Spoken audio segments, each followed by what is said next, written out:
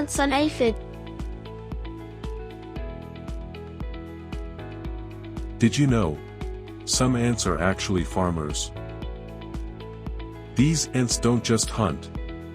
They farm aphids like cows. When ants tap them, aphids release a sweet liquid called honeydew. And just like milk, ants drink this sugary treat for energy.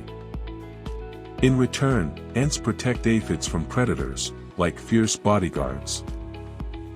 They even move them to fresh plants, like taking livestock to greener pasture. Nature is full of surprises. Even tiny ants can be expert farmers.